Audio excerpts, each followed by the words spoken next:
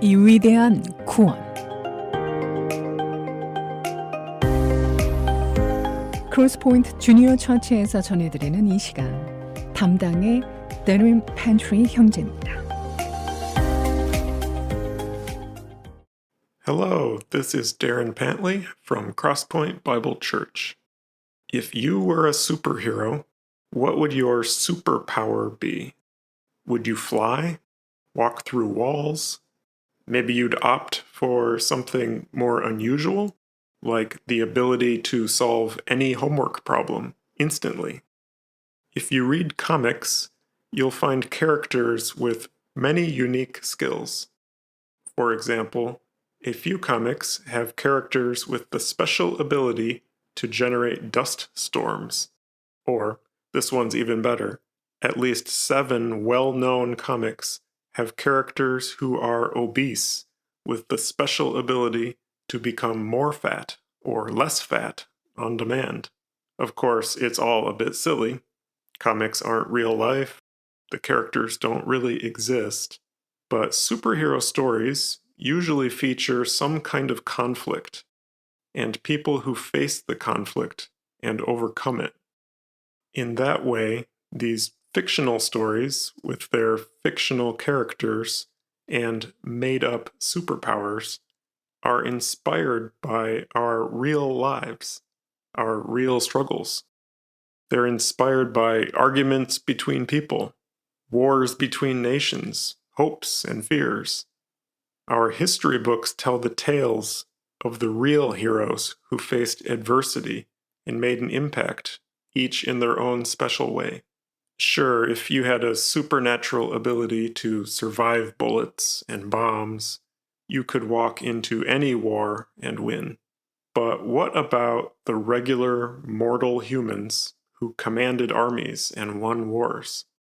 Aren't their accomplishments even more impressive?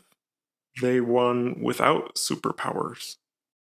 Throughout history, many military leaders won their battles because they had access to advanced weapons of war. Armor, gunpowder, bombs, radar, night vision goggles, lasers, hypersonic missiles, and more. If you took away those advantages, things could have gone very differently. That's why powerful nations often try to prevent their weaker neighbors from getting access to deadly weapons. This has been true for eons. For example, our Bibles document how the nation of Israel had an ongoing conflict with the powerful Philistines who lived in Canaan. Judges chapter 5 verse 6 says, "In the days of Shamgar, son of Anath, in the days of Jael, the highways were abandoned. Travelers took to winding paths. They had to be careful to avoid enemies like the Philistines." Verse 8 says, "Not a shield or spear was seen among 40,000 in Israel." The entire nation had been disarmed. We read that this is what life was like in the days of Shamgar. What happened to these people? How did it get to this point? We know Israel was led by a series of judges. Chapter 3, verse 31 says, "After Ehud," he's the second judge, "after Ehud came Shamgar, son of Anath, who struck down 600 Philistines with an ox goad. He too saved Israel." His entire life summed up in this single sentence. What a legacy. It said, he used an ox goad. That's a wooden tool, about 8 feet long. You use the pointy end to poke oxen, to encourage them to pull a plow or a cart. So Shamgar defeated 600 Philistines with a farm tool. Wow. Do you remember the story of Saul, who encountered Jesus on the way to Damascus?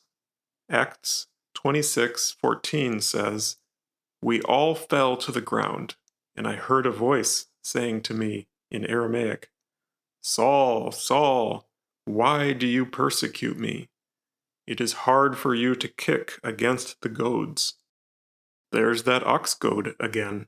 Just like an ox will hurt itself if it tries to kick the pointy tool, Jesus warned Saul that it would be best to yield to his gospel message rather than endanger himself.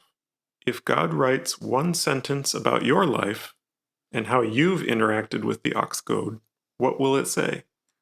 Have you been kicking the ox goad? Or did you use it to defeat 600 Philistines?